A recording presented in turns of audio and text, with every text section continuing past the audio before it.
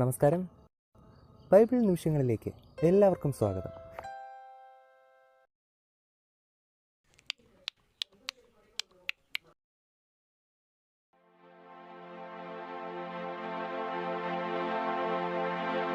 യഹോവ സമാഗമന കൂടാരത്തിൽ വെച്ച് മോശയെ വിളിച്ച് അവനോട് അരുളി ചെയ്തത്, നീ ഇസ്രായേൽ മക്കളോട് സംസാരിച്ച് അവരോട് പറയേണ്ടത് എന്തെന്നാൽ, നിങ്ങളിൽ ആരെങ്കിലും യഹോവയ്ക്ക് വഴിപാട് കഴിക്കുന്നുവെങ്കിൽ കന്നുകാലികളോ ആടുകളോ ആയ മൃഗങ്ങളെ വഴിപാട് കഴിക്കണം. അവൻ വഴിപാടായി കന്നുകാലികളിൽ ഒന്നിനെ ഹോമയാഗം കഴിക്കുന്നുവെങ്കിൽ ഊനമില്ലാത്ത ആണിനെ അർപ്പിക്കണം. യഹോവയുടെ പ്രസാദം ലഭിപ്പാൻ തക്കവണ്ണം അവൻ അതിനെ സമാഗമന കൂടാരത്തിന്റെ വാതിൽക്കൽ വെച്ച് അർപ്പിക്കണം. അവൻ ഹോമയാഗത്തിന്റെ തലയിൽ കൈവയ്ക്കണം. എന്നാൽ അത് അവന് വേണ്ടി പ്രായശ്ചിത്തം വരുത്തുവാൻ അവന്റെ പേർക്ക് സുഗ്രാഹ്യമാകും. അവൻ യഹോവയുടെ സന്നിധിയിൽ കാളക്കിടാവിനെ അറുക്കണം. അഹറോന്റെ പുത്രന്മാരായ പുരോഹിതന്മാർ അതിന്റെ രക്തം കൊണ്ടുവന്ന് സമാഗമന കൂടാരത്തിന്റെ വാതിൽക്കലുള്ള യാഗപീഠത്തിന്മേൽ ചുറ്റും തളിക്കണം.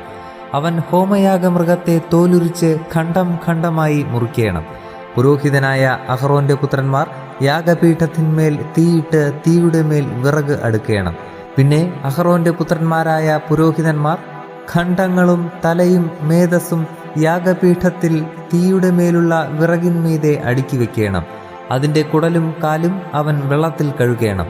പുരോഹിതൻ സകലവും യാഗപീഠത്തിന്മേൽ ഹോമയാഗമായി ദഹിപ്പിക്കണം. അത് യഹോവയ്ക്ക് സൗരഭ്യവാസനയായ ദഹനയാഗം. ഹോമയാഗത്തിനുള്ള അവന്റെ വഴിപാട് ആട്ടിൻകൂട്ടത്തിലെ ഒരു ചെമ്മരിയാടോ കോലാടോ ആകുന്നുവെങ്കിൽ ഊനമില്ലാത്ത ആണിനെ അവൻ അർപ്പിക്കണം. അവൻ യഹോവയുടെ സന്നിധിയിൽ യാഗപീഠത്തിന്റെ വടക്കുവശത്ത് വച്ച് അതിനെ അറുക്കണം. അഹറോന്റെ പുത്രന്മാരായ പുരോഹിതന്മാർ അതിന്റെ രക്തം യാഗപീഠത്തിന്മേൽ ചുറ്റും തളിക്കണം. അവൻ അതിനെ തലയോടും മേധസ്സോടും കൂടെ ഖണ്ഡം ഖണ്ഡമായി മുറിക്കണം. പുരോഹിതൻ അവയെ യാഗപീഠത്തിൽ തീയുടെ മേലുള്ള വിറകിന്മീതെ അടുക്കി വയ്ക്കണം. കുടലും കാലും അവൻ വെള്ളത്തിൽ കഴുകണം. പുരോഹിതൻ സകലവും കൊണ്ടുവന്ന് ഹോമയാഗമായി യഹോവയ്ക്ക് സൗരഭ്യവാസനയുള്ള ദഹനയാഗമായി യാഗപീഠത്തിന്മേൽ ദഹിപ്പിക്കണം. യഹോവയ്ക്ക് അവന്റെ വഴിപാട് പറവജാതിയിൽ ഒന്നിനെ കൊണ്ടുള്ള ഹോമയാഗമാകുന്നു എങ്കിൽ അവൻ കുറുപ്രാവിനെയോ പ്രാവിൻ കുഞ്ഞിനെയോ വഴിപാടായി അർപ്പിക്കണം. പുരോഹിതൻ അതിനെ യാഗപീഠത്തിന്റെ അടുക്കൽ കൊണ്ടുവന്ന് തല പിരിച്ചു പറിച്ച് യാഗപീഠത്തിന്മേൽ ദഹിപ്പിക്കണം. അതിന്റെ രക്തം യാഗപീഠത്തിന്റെ പാർശ്വത്തിങ്കൽ പിഴിഞ്ഞു കളയണം.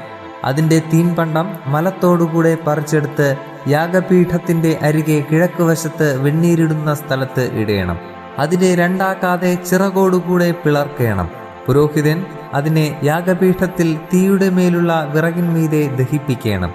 അത് ഹോമയാഗമായി യഹോവയ്ക്ക് സൗരഭ്യവാസനയായ ദഹനയാഗം.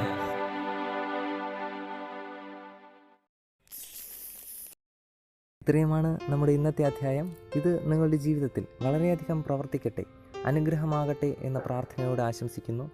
ദൈവം ഒരാഴ്ച കൂടി നമ്മുടെ ജീവിതത്തിൽ അനുവദിച്ചു തരികയാണെങ്കിൽ അടുത്ത അധ്യായത്തിൽ നമുക്ക് വീണ്ടും കണ്ടുമുട്ടാം. അതുവരെയും ദൈവകൃപ നമ്മോടൊപ്പം ഉണ്ടായിരിക്കട്ടെ. ആമേൻ. നിങ്ങൾ ആദ്യമായാണ് ഈ ചാനൽ കാണുന്നതെങ്കിൽ ദയവായി ശ്രദ്ധിക്കുക. ബൈബിൾ ആദ്യം മുതൽ അവസാനം വരെ വായിക്കുന്ന ഒരു പ്രോഗ്രാമാണിത്. താല്പര്യമുണ്ടെങ്കിൽ നിങ്ങൾക്കും ദിവസത്തിൽ ആകെ 5 മിനിറ്റ് മാത്രം ചിലവാക്കിക്കൊണ്ട് ഇതിൽ പങ്കാളികളാകാം. ഒരുപക്ഷെ ഇത് നിങ്ങൾക്ക് വേണ്ടി കൂടിയുള്ള ഒരു പ്രോഗ്രാം ആയിരിക്കാം. ഇതിൽ പങ്കെടുക്കുവാൻ ആഗ്രഹമുണ്ടെങ്കിൽ ഈ ചാനൽ സബ്സ്ക്രൈബ് ചെയ്യുക.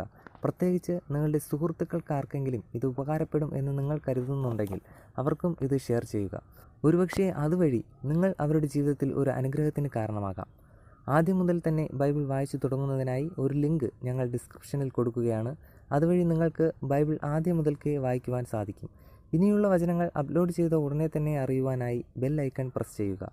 ഇതിലൂടെ ദൈവത്തെക്കുറിച്ച് കൂടുതൽ അറിയുവാൻ, ദൈവത്തിൻ്റെ അനുഗ്രഹം കൂടുതലായി അനുഭവിക്കുവാൻ നമുക്ക് കഴിയട്ടെ എന്ന പ്രാർത്ഥനയോടെ നന്ദി, നമസ്കാരം.